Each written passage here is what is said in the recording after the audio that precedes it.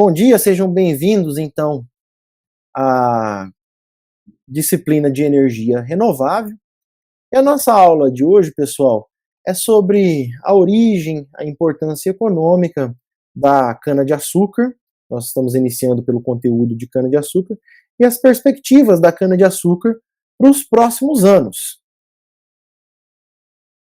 Aqui, falando sobre a cultura da cana-de-açúcar, a cultura da cana-de-açúcar tem esse nome científico de Saccharum spp.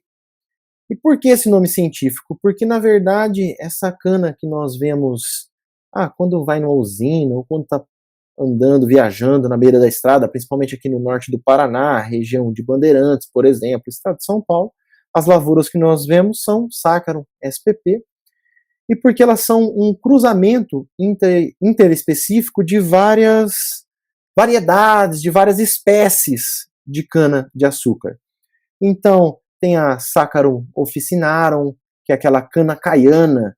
Às vezes vocês podem perguntar para os avós, você já viu cana caiana? Às vezes eles têm a memória disso. Tem diversos tipos de variedades de espécies de cana, com diversas espécies, a Saccharum officinarum, a Saccharum espontâneo, e nos programas de melhoramento genético eles cruzaram para buscar diversas características interessantes para a indústria, e aí nós temos a Saccharum spp, que é esse híbrido interespecífico de diversas espécies de canas.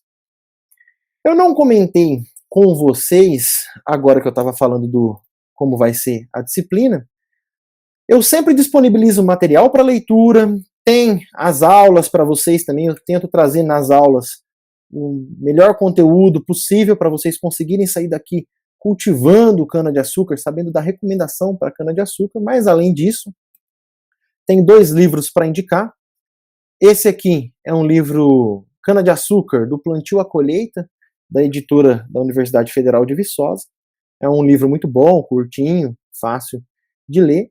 E tem esse livro aqui, que ele é a Bíblia da cana-de-açúcar. É um livro do Instituto Agronômico de Campinas, que trabalha com melhoramento de cana-de-açúcar, com produção de cana-de-açúcar. Então, o livro é muito bom, pessoal. Eu tenho esse livro já há muito tempo, só que o grande problema é que esse livro está esgotada, a última tiragem dele, então é mais difícil de conseguir. Esse do plantio à colheita, às vezes quem se interessa, está disponível para comprar na internet, principalmente. Pessoal, não estou falando aqui, tem que comprar o livro. Eu vou disponibilizar muito material para leitura, tem o conteúdo, as aulas gravadas, os slides. Então acredito que vocês vão sair craques em cana-de-açúcar depois das aulas, se Deus quiser. E além disso, nós temos alguns sites, o site do Centro de Cana, em Ribeirão Preto, do Instituto Agronômico de Campinas, a Embrapa, a Única, o DOP. Então, nós temos alguns sites também recomendados para pesquisar material sobre a cana-de-açúcar. E a gente já começa a nossa aula de hoje falando sobre a nossa cana-de-açúcar. Vocês conhecem muito bem já. E essa primeira aula é da importância, a origem da cana. Então, a importância. A cana-de-açúcar tem diversos produtos resultantes da cana-de-açúcar. Nós temos o açúcar, que vem desde os tempos antigos, o açúcar extraído da cana-de-açúcar. O etanol e os biocombustíveis, o bagaço, que pode ser utilizado para queima, para geração de energia.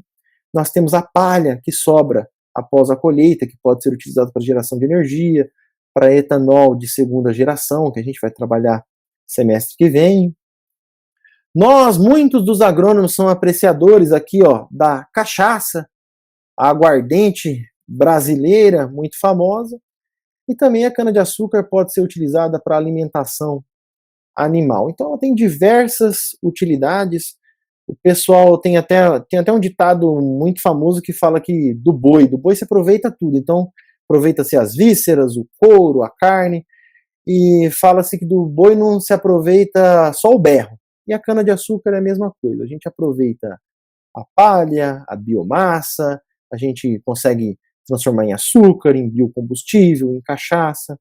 Então a cana-de-açúcar tem uma grande importância na balança comercial brasileira, e o Brasil é o maior produtor de cana-de-açúcar do mundo, a gente vai chegar na aula de hoje e falar sobre isso. Então, nós temos que entender de onde veio essa cultura, como ela se tornou importante, e por isso a nossa aula de hoje. Quando a gente vai trabalhar com culturas, eu peço sempre para vocês se atentarem com o centro de origem da cultura. Porque foi onde essa planta se desenvolveu, onde essa planta evoluiu no processo da evolução da natureza. Então ela se adaptou à temperatura desse local, à latitude, à incidência de luminosidade. Portanto, essa planta está apta a esse local e nós, seres humanos, distribuímos essa planta pelo mundo todo. Mas se a gente planta, cultiva essa cultura, essa planta, nas condições próximas ao centro de origem, é onde ela vai expressar seu maior potencial, porque ela se sente em casa, entre aspas. Então a cana-de-açúcar, a gente pode olhar aqui nessa faixa do globo, ela tem origem aqui, ó, na Polinésia, mais especificamente aqui na Nova Guiné. Então a cana-de-açúcar teve origem, seu centro evolutivo, ela evoluiu aqui, e depois ela se espalhou, os seres humanos foram levando a cana-de-açúcar para diversas outras regiões. Então ela começou a se espalhar aqui pela Índia, pela China, pela Ásia, primeiramente. Então espalhou pela Polinésia, Índia, Ásia. E aí, depois de espalhar pela Ásia, ela já estava aqui, ó, no mapinha, na Índia, na China. Lá pelos anos 327 antes de Cristo, alguns generais de Alexandre já relataram a presença de cana-de-açúcar e ela começou a se espalhar. O pessoal da Europa fazia cruzadas aqui, ó, no século XI e começou a espalhar a cana-de-açúcar pelo Oriente Médio e chegando até a Europa. Porém, como ela tem esse centro de origem aqui, ó, uma região mais quente do globo, região mais tropical, na Europa não é o lugar ideal para se cultivar a cana-de-açúcar, ela não se sente em casa, mas o seu cultivo se expandiu também até a Europa, só que olha onde a cana era cultivada. Aqui no sul da Espanha, na Sicília e por volta do Mediterrâneo. Aí depois teve um período na história que os árabes dominaram essa região, tanto uma parte da Europa aqui, tanto o norte da África, o Império Otomano, e eles difundiram a cana-de-açúcar nessas regiões, o norte da África e essa partezinha sul da Europa que a cana ainda conseguia se desenvolver. E depois começou lá pelos anos de 1400, começaram as grandes navegações e quem dominava eram os portugueses e espanhóis, e aí eles começaram a espalhar a cana-de-açúcar, cultivar nessas ilhotas em volta da África, no norte da África também, nessas primeiras colônias que os portugueses e espanhóis tinham. Então tinha a ilha de Cabo Verde, Ilha da Madeira, por exemplo, de onde vem o Cristiano Ronaldo, se não me engano, então pertence a Portugal, então eles espalhavam a cana por lá e tinha já engenhos de cana-de-açúcar, pessoal. Então a cana foi se espalhando porque naquela época a alimentação ainda era, pensa, em 1400. Era precária se for comparar com a alimentação de hoje e eles não tinham nada para adoçar. Eles usavam mel de abelha e a cana-de-açúcar foi uma revolução fornecendo o açúcar e o açúcar era utilizado na época por nobres, por pessoas muito ricas porque o valor agregado era muito grande, era difícil de conseguir. E aí os portugueses e espanhóis viram nisso um nicho de mercado, no açúcar, vão produzir açúcar que tem um alto valor agregado lá na Europa. Aí começou o cultivo da cana-de-açúcar para produzir o açúcar nos engenhos. Começaram as grandes navegações, então espalhou a cana-de-açúcar aqui pela Ilha da Madeira, Ilha de Cabo Verde.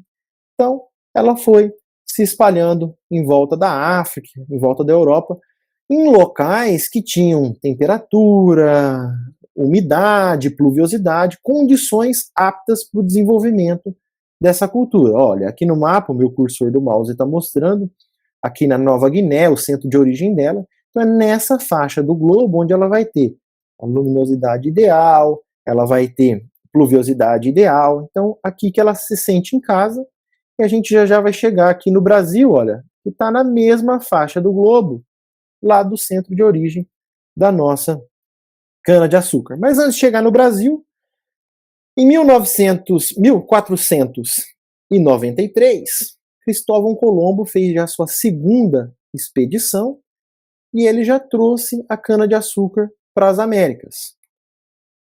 Os historiadores falam que ele era genro de um grande produtor de açúcar da Ilha da Madeira. Então ele trouxe aqui para as Antilhas, para a República Dominicana, para o Haiti, para essa região ele já trouxe essa parte central aqui da América Central, ele trouxe já a cana-de-açúcar para começar a formar os engenhos e produção de açúcar para levar para a Europa. Mas o que aconteceu, pessoal? Os espanhóis trouxeram a cana-de-açúcar, vamos explorar, só que logo em seguida eles descobriram ouro e prata na América Espanhola. Então é melhor você produzir açúcar e ir lá vender a troco de ouro e prata ou já explorar o ouro e prata? Então eles deixaram de lado a exploração da cana-de-açúcar e partiram para a exploração do ouro e da prata nas minas da América Espanhola. Luiz, Diga. Só uma pergunta que me veio aqui. Então a gente sabe que teve as grandes navegações por conta de especiarias. Isso. O açúcar ele pode entrar como uma dessas especiarias, então, nessa época. Isso, ele entrava, aí o pessoal, os portugueses, espanhóis, buscavam lá na Ásia. Mas como eles começaram a colonizar a América, foi uma alternativa pelo valor agregado, eles tinham que ocupar esses lugares, ocupar a América, senão outros entrariam no páreo e ocupariam as colônias, entende? Entendo. Perfeito? Então, seguindo, pessoal, nós estávamos lá nos espanhóis, eles começaram a explorar o ouro e deixaram o açúcar meio de lado. E aí, como já tivemos a nossa primeira pergunta aqui, o que aconteceu na realidade do Brasil? Os portugueses, para eles, Pedro Álvares Cabral, em 1500, descobriu o Brasil, mas eles não encontraram nada tão importante assim no Brasil. Encontraram o pau-brasil, que deu origem, pelos historiadores, ao nome do país, só que ainda era mais rentável o comércio lá com as Índias, buscar especiarias. Então o Brasil ficou meio deixado de lado.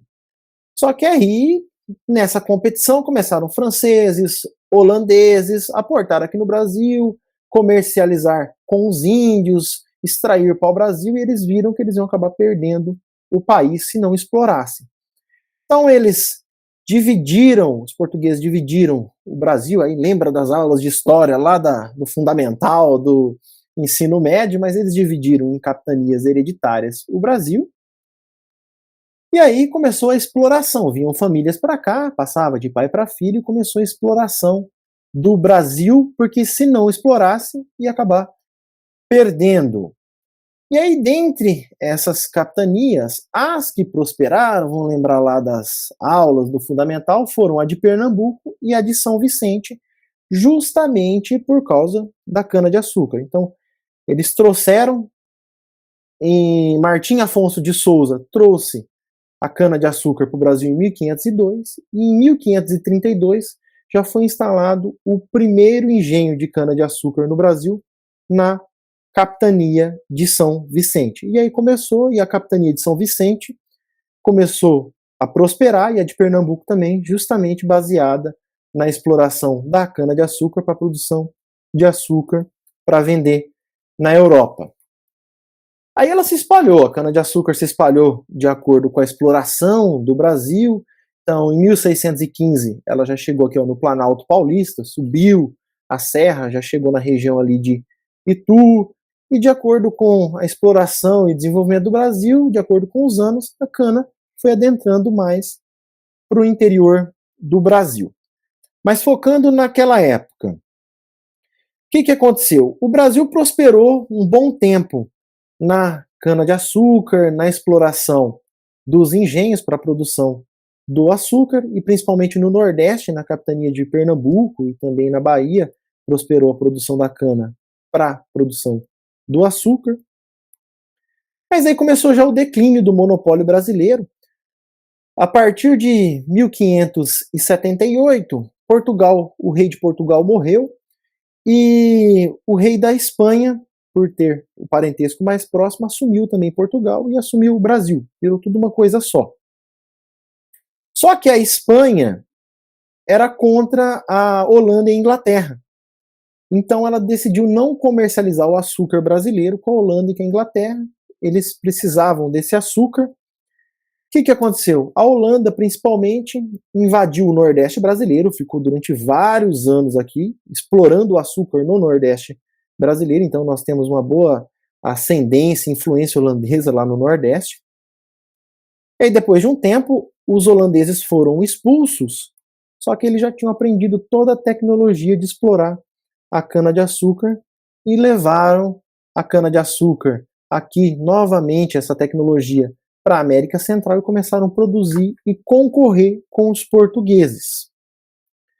Aí o resto já é mais história do Brasil, pessoal. Depois já entrou em decadência o ciclo do açúcar, o açúcar começou a abastecer muito mais o mercado interno, aí entrou o ciclo do ouro em Minas Gerais, o que desestimulou também Portugal a explorar o açúcar. Aí depois veio o café, e aí entra na história do Brasil, e a gente já entra para o Brasil moderno. O Brasil sempre foi autossuficiente na produção de açúcar, o Brasil sempre foi líder mundial na produção de cana-de-açúcar e de açúcar, exportando para diversos países, mas não era mais o carro-chefe. E aí, em 1933, a gente já vem mais recente na nossa história, para a gente não ficar só aula de história aqui, Getúlio Vargas, esse nosso camarada aqui, ele criou um Instituto de Açúcar e Álcool, e nós colhemos frutos desse Instituto de Açúcar e Álcool até hoje. Ele criou esse Instituto de Açúcar e Álcool para precificar o açúcar, para controlar os estoques. Então, como a gente produzia a maior quantidade de açúcar do mundo, a gente segurava um pouco para não abaixar tanto o preço, aquela questão de oferta e procura. Então, criou esse Instituto de Açúcar e Álcool, e esse Instituto de Açúcar e Álcool começou a investir e ter braços também para pesquisa em melhoramento genético, em produção de materiais mais produtivos aqui no Brasil.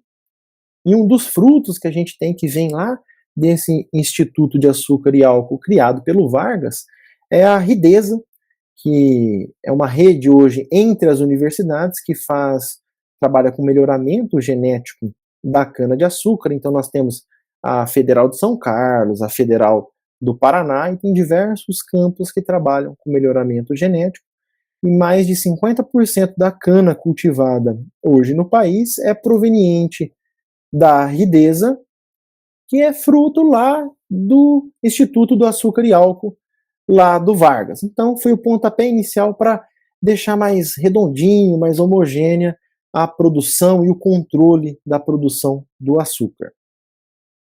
Pessoal, tá tranquilo até aqui? Como estamos? Dúvidas? Tá tranquilo, professor. Muito rápido? Eu não tô achando, não. Então vamos seguir. Aí, pessoal, o que aconteceu? O Brasil vem se desenvolvendo na economia a partir de Vargas, a indústria entra no país, o Brasil começa aquele boom econômico, o país se abrindo para o mundo se desenvolvendo depois das guerras mundiais, e começa a exploração do petróleo no mundo em larga escala. Então, a matriz energética mundial é dependente, até hoje, de combustíveis fósseis, naquela época até ainda mais. O petróleo era muito explorado no Oriente Médio, onde tem as maiores reservas e o petróleo de melhor qualidade do mundo. Então era explorado esse petróleo no Oriente Médio, e o mundo dependia do petróleo. Só que naquela época, até os anos de 1960 e bolinha, 1970, um barril de petróleo custava menos que uma garrafinha de água lá nos Estados Unidos. Custava por volta perto de $1 um barril de petróleo. E aí os países lá do Oriente Médio, que tinham a maior parte das reservas mundiais, a maior parte da exploração era deles, mais de 50% do mercado era deles, eles perceberam, poxa, a gente está sendo explorado o nosso petróleo aqui, está vendendo a preço de banana, e se a gente se organizasse, controlasse o tanto que produz, o tanto que oferta e o preço. E aí surgiu a OPEP, a Organização dos Países Produtores e Exportadores de Petróleo. Aí, pessoal, os árabes começaram a controlar mais o preço do petróleo, e aí o barril de petróleo, logo que foi formada a OPEP, passou já de $1 o barril para $6 o barril. E depois começaram algumas crises lá no Oriente Médio, principalmente brigas com os Estados Unidos, que na verdade é o maior consumidor de petróleo deles. Começaram algumas brigas e a OPEP começou a dar um choque no mundo, segurando o petróleo e aumentando o preço. Então nós tivemos algumas crises do petróleo naquela época. Primeiro já foi de $1 o barril para $6, depois na outra crise já foi para 14, e depois na outra já foi até para mais de $30 o barril. Isso na época foi um choque, que a maioria dos países, as indústrias, dependiam do petróleo para o país mover, para geração de energia elétrica, para os carros. E aí, em 1975, eu estou delongando até demais, vamos ver que horas são? Ah não, temos tempo ainda, pessoal. 1975 foi criado pelo governo militar o Proálcool, que tinha o objetivo de reduzir, então, a dependência do Brasil desse petróleo, desse combustível, que a grande parte, 80% do combustível brasileiro, do petróleo brasileiro, era importado. Então começou a subir, começou a ficar muito caro para o governo brasileiro. O Brasil tinha a opção, ou a gente diminui a importação de petróleo, para de crescer, ou a gente empresta dinheiro dos bancos internacionais, compra petróleo, o país continuar crescendo, e aí foi onde o Brasil tomou esse caminho, emprestar dinheiro dos bancos internacionais e continuar crescendo. Então vocês devem se lembrar que a dívida externa era muito grande no Brasil no passado, por isso. O governo brasileiro emprestava dinheiro dos bancos, pagava os petroleiros da OPEP, e esses petroleiros depositavam dinheiro nos bancos que emprestava para a gente comprar petróleo. E começou a dívida externa a aumentar muito. E o governo militar, querendo amenizar isso, fundou então o Proálcool com dois objetivos. Primeiro, misturar álcool na gasolina para diminuir a dependência de gasolina, e um objetivo mais audacioso de criar o carro movido a etanol. O primeiro deles foi esse Fiat 147, movido somente a etanol, e depois tiveram outros que fizeram muito sucesso. Isso não é da época de vocês, mas nós tínhamos no estado de São Paulo a Telesp, que era a companhia telefônica lá do estado de São Paulo, era estatal, e aí toda a frota que dava assistência lá da Telesp era em Fuscas movidos a etanol. E aí difundiu o Proálcool, só que o grande problema era que a matriz energética brasileira e a frota veicular brasileira era baseada na gasolina. A vantagem do Proálcool na época, o que os militares pensaram? Poxa, nós já temos várias usinas que produzem açúcar. Nós somos o maior produtor de cana do mundo. Então, é muito mais fácil nós migrarmos, uma usina que produz açúcar começar a produzir também etanol. Nós já temos a matéria-prima. A cana, como eu disse lá no início da aula, aqui no Brasil ela se sente em casa, então as produções, a produtividade é alta, e é uma planta rústica. Eles pensaram outras alternativas no começo. Se vocês viajam ali na região de São Carlos, por exemplo, no interior do estado de São Paulo, veem às vezes na beira da estrada diversas plantações de eucalipto. Do eucalipto nós conseguimos extrair o metanol, que pode ser utilizado como combustível, só que é muito volátil e é tóxico. Então foi uma ideia inicial, eles pensaram nisso, mas partiram para o etanol, e aí era muito vantajoso, é mais barato e econômico. Então começou o Proálcool, produzir carros movidos exclusivamente ao álcool, a etanol, hoje em dia. Antigamente só falava-se álcool, pessoal. Só que aí, a partir da década de 90, o preço do petróleo se estabilizou, diminuiu essas subidas vertiginosas, assim, diminuiu, estabilizou o preço do petróleo, e deixou de ser tão vantajoso abastecer com álcool. E dependendo da região que você ia, era menos vantajoso ainda, ou então não encontrava álcool como combustível. Aí os postos diminuíram de comprar, e aí chegou uma época que começou a ver isso nas grandes cidades ou em outras cidades, filas, chegava etanol, o pessoal corria para abastecer porque não sabia quando ia ter de novo. Então começou a ter diminuição do etanol. Outro adendo do etanol sempre, pessoal, é que boa parte das usinas produz tanto açúcar quanto etanol. Se está vantajoso para a usina produzir açúcar e vender açúcar, ela vai produzir açúcar e deixar o etanol mais de lado. Se está vantajoso o etanol, aí ela produz mais etanol. Então o mercado tem essa oscilação e nessa época também o açúcar estava muito vantajoso e diminuiu muito a produção do etanol e começou a faltar. E o carro só era movido a etanol, não andava a gasolina. Aí em 1993 criou-se uma lei, a Lei 8.732, para adicionar o etanol, o álcool anidro, que é sem água, na faixa de 20 a 25% na gasolina, para diminuir a dependência do petróleo, então isso virou uma lei. Só que o programa do Proálcool entrou em decadência. Esses carros, vocês já tiveram mecanização lá com o Otávio, era mais rudimentar, então não tinha a injeção eletrônica ainda, era carburador. No frio era horrível para conseguir fazer um carro a álcool funcionar naquela época, no inverno. E a coisa foi mudar a partir de 2003, que começou a ser lançado o carro bicombustível, o carro Total Flex.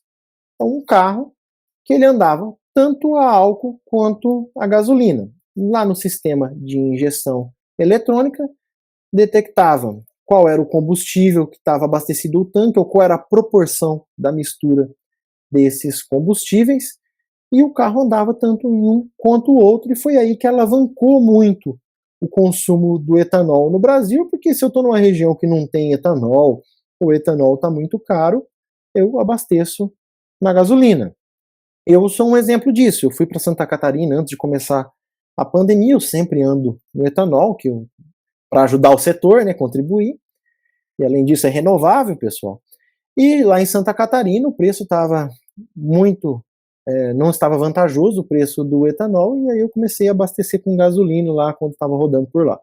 Então isso é a vantagem do carro flex e foi isso que alavancou. Pessoal que às vezes só andava com gasolina, só tinha o carro a gasolina, começou a ter um carro que andava nos dois, que às vezes fazendo a conta, o etanol era mais vantajoso em tal situação. Então aumentou o consumo do etanol. Aí então alavancou a produção do etanol, a necessidade, a busca por etanol, e nós temos a realidade hoje no Brasil. A maioria da frota brasileira é de carros flex, tanto álcool quanto gasolina. Isso é invejado no mundo inteiro, a gente vai falar um pouquinho disso já já. E nós temos as perspectivas, então, para o mercado da cana-de-açúcar, para o mercado dos biocombustíveis, do açúcar, que vamos adentrar agora. Eu expliquei para vocês a oscilação dos preços do petróleo, e além do mais, nós sabemos que as reservas de petróleo elas são finitas. Então aqui nós temos um gráfico mostrando as oscilações do preço do petróleo. Agora, em 2020, na pandemia, o preço chegou até negativo pela diminuição da procura, eles não poderiam deixar de produzir, porque se você deixa de produzir, prejudica a produção, você não pode fechar um poço de petróleo, senão você tem que furar de novo e é muito mais caro.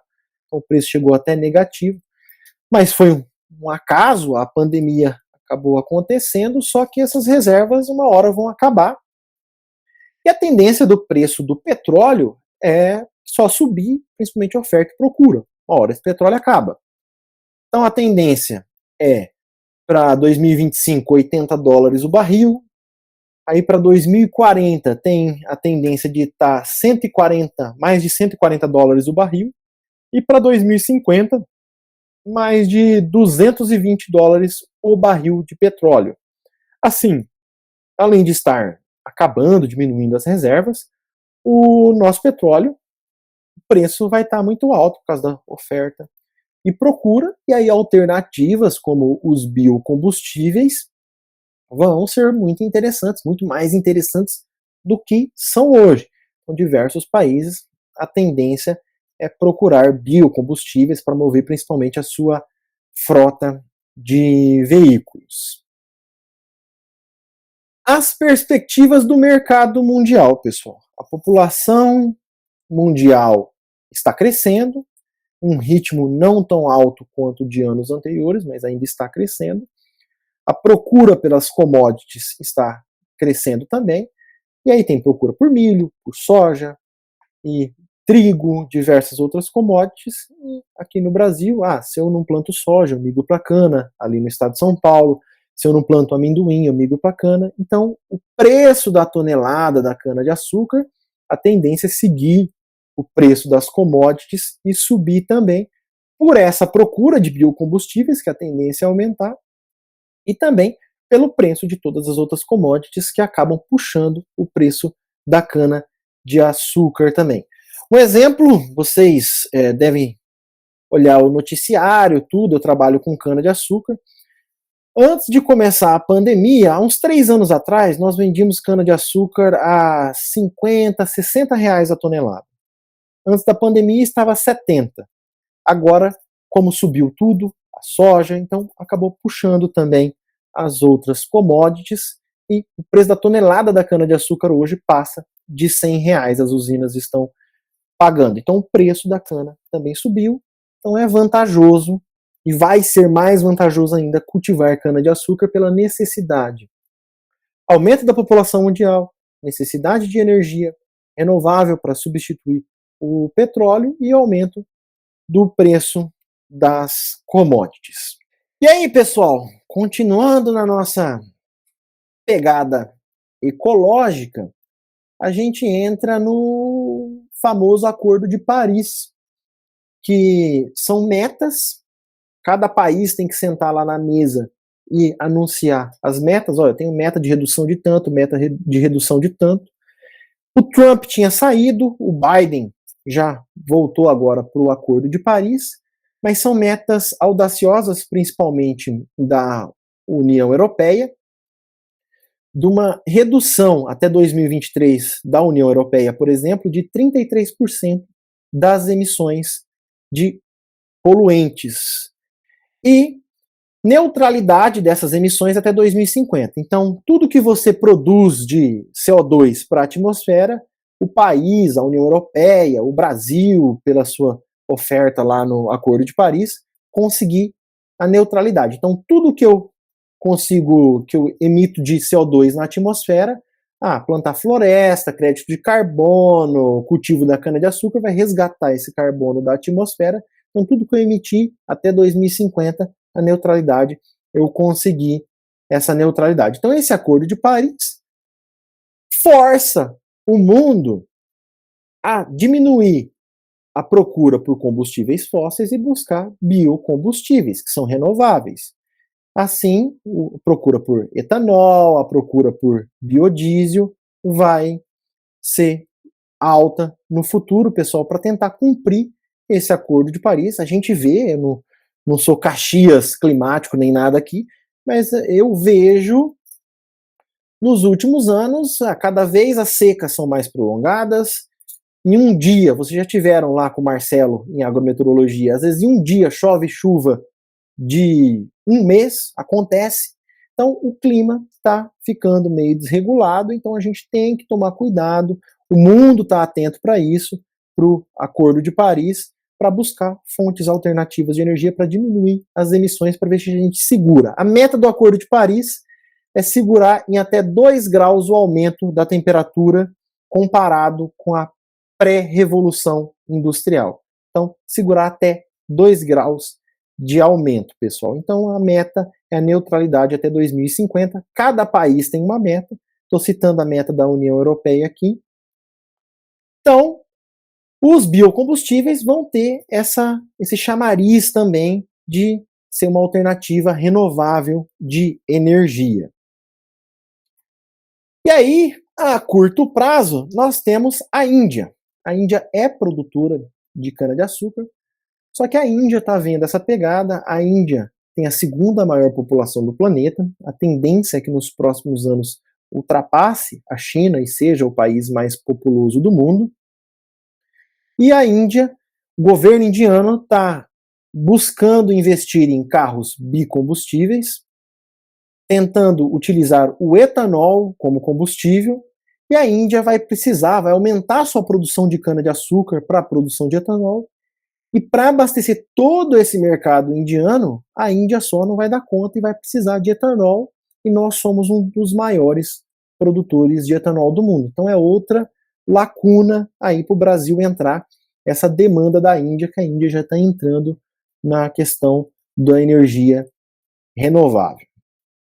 E um ponto que eu gostaria de chegar, essa charge, eu gosto muito dela, que eu até estranhei, que eu achei que o pessoal ia me perguntar, mas professor, e o carro elétrico? E o que se fala agora é a Tesla, a Chevrolet está lançando, todo mundo está procurando o carro elétrico, uma energia limpa, eu estou andando, não estou emitindo carbono, beleza. Só que essa charge representa muito o que está acontecendo em vários países. O carro elétrico não está poluindo nada, ligado, ele é carregado numa rede de energia elétrica, e para produzir essa energia elétrica existe a queima de combustíveis fósseis. Então, nesse caso aqui, o carro elétrico de limpo ele não tem nada. Essa bateria vai causar um dano ambiental, por exemplo, são várias baterias, vai causar um dano ambiental, que além do mais, para produzir energia elétrica que é fornecida a esse carro elétrico, diversos países queimam combustíveis fósseis. E aí onde a gente já volta lá. Então o etanol, nesse tipo de situação, o combustível, a energia renovável, é muito mais limpa que esse tipo de situação aqui das termoelétricas que queimam carvão, que queimam gás natural, que queimam petróleo para produzir energia elétrica, pessoal. Eu busquei um dado para vocês da matriz energética mundial, de toda a energia que é produzida no mundo, tanto para movimentar carros, quanto para movimentar a geração de energia elétrica, a matriz energética mundial. E olha só, pessoal, 31% da matriz energética mundial é petróleo e derivados, carvão 29% e gás natural 21%. Então, se nós formos somar, 81% da matriz energética mundial é baseada em combustível fóssil.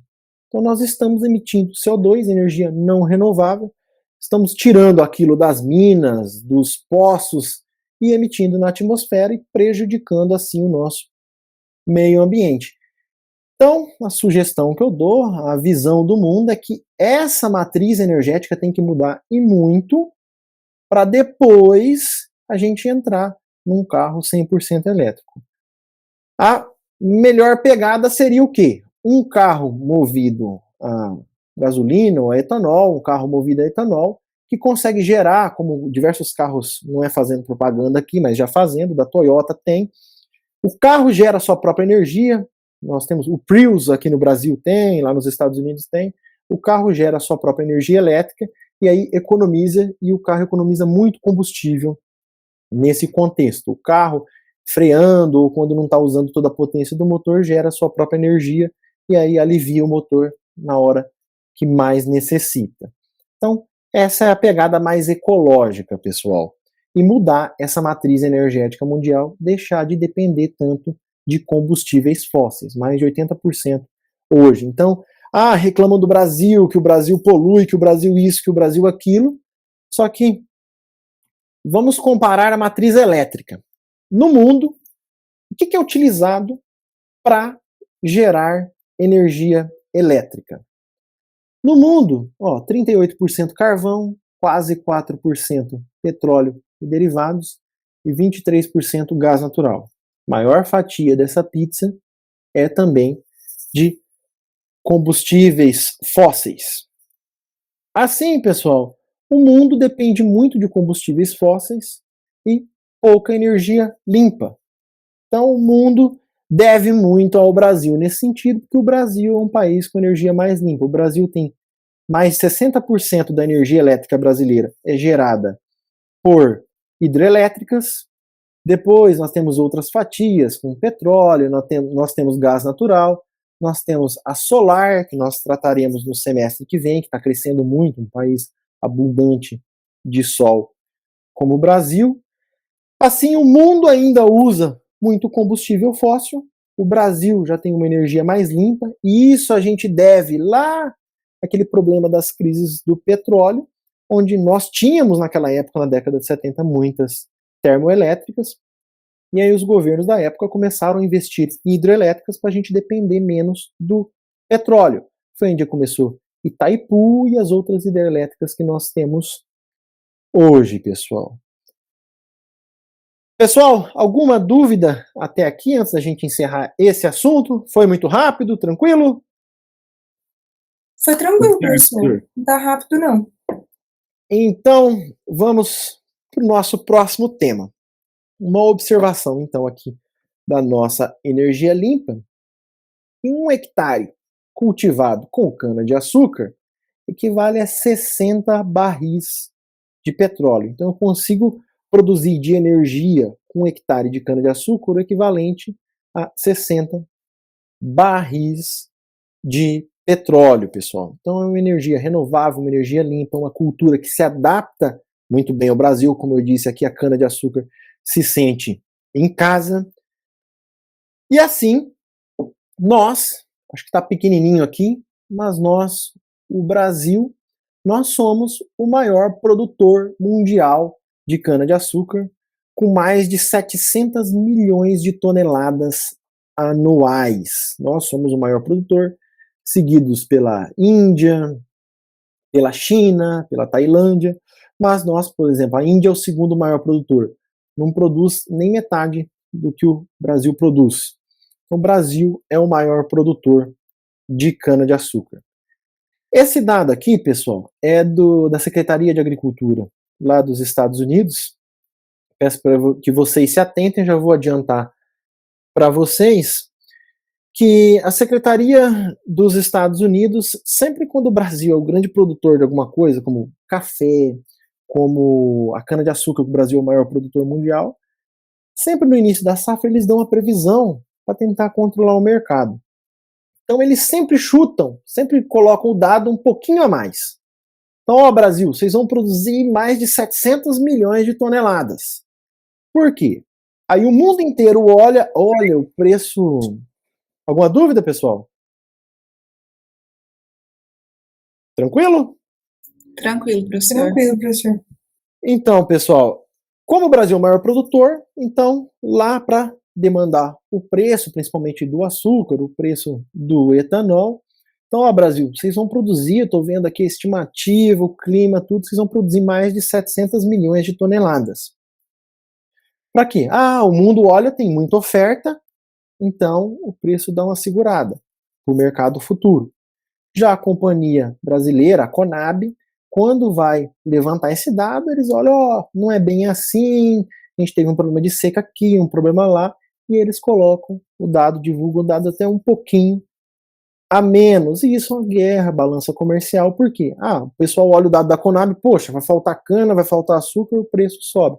Então tem essa disputa comercial, por isso os dados da Secretaria lá dos Estados Unidos dificilmente, principalmente para cana-de-açúcar e café, batem com os dados da Conab.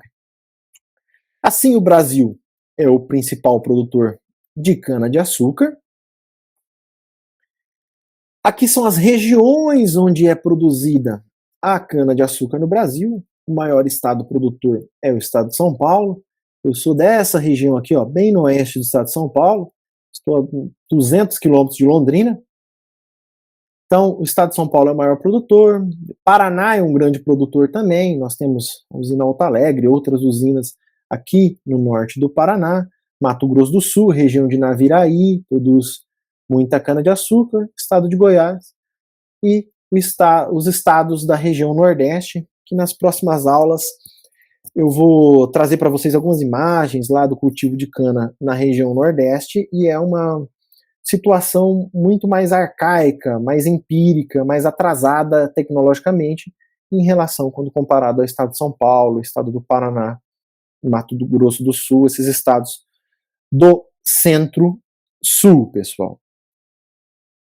E aí, falando da cultura e da evolução da produção da cana-de-açúcar, eu trouxe esse gráfico para vocês para mostrar como houve uma evolução com o uso de tecnologia, evolução da produção de cana-de-açúcar. Então aumentou a área de produção, aumentou a tecnologia e a cana se expandiu para outros estados, além do estado de São Paulo, e houve, de 2006 até 2020, uma evolução na produção da cana-de-açúcar, pessoal.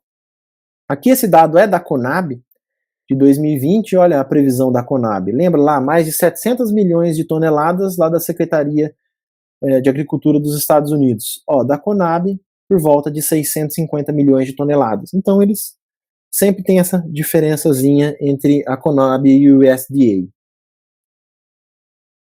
Comparativo entre as regiões e produtividade. A região que, na média dos anos, nós vamos encontrar maiores produtividades, vai ser a região sudeste, então geralmente beirando ali as 80 toneladas por hectare. Um adendo, pessoal, nós vamos ver nas próximas aulas. A cana-de-açúcar ela tem potencial para produzir muito mais que isso por hectare, mas de acordo com problemas climáticos, questão de tecnologia, de investimento. Então, no estado de São Paulo, a média, principalmente a região sudeste, a gente encontra por volta de 80 toneladas por hectare de produção por hectare. Aí tem outros estados, eu expliquei que o Nordeste tem baixa tecnologia, fica em torno de 58. Região Sul, o clima não é tão favorável, principalmente o inverno é mais frio para a cana-de-açúcar, não é tão legal, então a produtividade diminui um pouco. Então vamos nos basear nas próximas aulas, quando falarmos de produtividade, essa de 80 toneladas, eu não sei se falei quilogramas, pessoal, em algum momento aqui, às vezes, mas 80 toneladas por hectare. Perfeito? Essa é a produtividade da cana-de-açúcar média, principalmente a região sudeste. E a evolução da produtividade brasileira, o emprego de tecnologia, mostra que nós tivemos sim uma evolução da produtividade, saindo aqui dos anos de 2006 por volta de 60, 70 toneladas por hectare, e passando de 80, chegando a quase 90, graças ao emprego de tecnologia na cana-de-açúcar, pessoal. O Brasil, ele é o maior produtor mundial de açúcar, com mais de 40 milhões de toneladas, seguido da Índia, da União Europeia, mas aqui a União Europeia é açúcar derivado de beterraba, não é de cana-de-açúcar, é muito mais caro de produzir.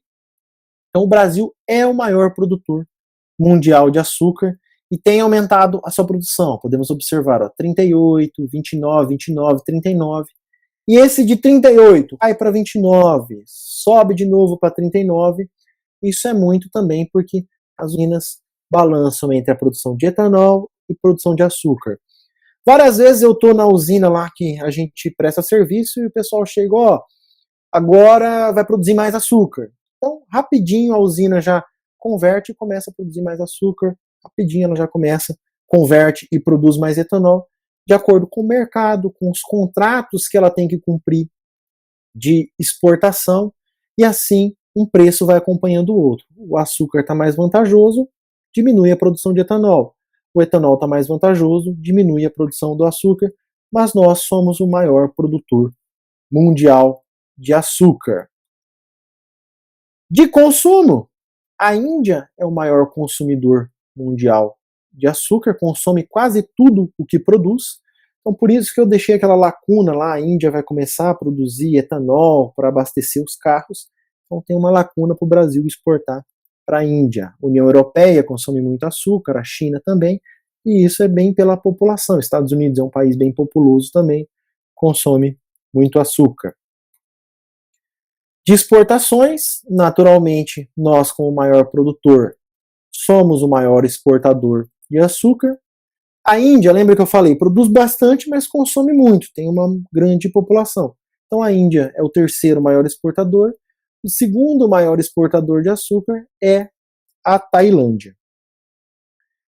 E aí, já para encerrar a aula de hoje, tomei mais tempo de vocês do que eu esperava, mas vamos lá, nós entramos no etanol. Nós somos grandes produtores de etanol também, mas, infelizmente, nós somos o segundo maior produtor de etanol. O maior produtor de etanol do mundo são os Estados Unidos, mas o etanol deles é derivado do milho. Então eles separam o milho para alimentação animal e parte do milho. O açúcar desse milho é fermentado e produz etanol. Aqui no Brasil tem já algumas usinas para produzir etanol a partir do milho, principalmente no estado do Mato Grosso. E o Brasil, a maior parte da produção de etanol é proveniente da cana-de-açúcar. Nós produzimos e consumimos boa parte do que produzimos e também importamos, porque o nosso mercado é alto. A gasolina tem mais de 20% de etanol anidro adicionado na gasolina. Temos os carros flex, então a nossa demanda por etanol é muito grande. Então nós somos o segundo maior produtor de etanol do mundo. Aqui as exportações brasileiras de etanol deu uma diminuída, mas isso é porque o mercado absorve muito, então a gente não tem que se basear muito, o Brasil está exportando etanol, o Brasil não está. O grande gargalo que consome o etanol brasileiro é o mercado interno. Eu tenho certeza que a maioria de vocês, com certeza, é impossível não ter acontecido isso hoje em dia, não andou num carro movido a etanol. Então isso é uma realidade no Brasil, mas nos outros países não é. E as importações, tem ano que falta, tem ano que o Brasil produz mais açúcar, vende mais açúcar, a safra não é tão boa, e aí a gente importa etanol, principalmente dos Estados Unidos. E aqui nós temos um gráfico mostrando quem são os países importadores de etanol. Os Estados Unidos também adicionam etanol na gasolina, então às vezes eles precisam também de etanol, principalmente o anidro, e aí eles são os maiores importadores. Coreia do Sul também e diversos outros países. Nós importamos etanol e a nossa produção é principalmente focada no mercado interno, pessoal. O Brasil, voltando lá naquela tabela, é o segundo maior produtor de etanol do mundo, perdendo para os Estados Unidos, mas etanol de cana, nós somos o maior produtor. Pessoal, a nossa aula de História do Brasil e cana-de-açúcar e a questão econômica se encerra aqui. Aí na próxima aula nós já teremos que abordar a questão da botânica da planta, o comportamento anual dela. Então a gente já vai entender como a planta se desenvolve, como que a planta entra em maturação para colheita. Então a gente vai começar a aprender a cultivar a nossa cana-de-açúcar e o que essa cana precisa. Então a gente começa a entender a planta, vai para botânica, anatomia e os estádios fenológicos de desenvolvimento da planta.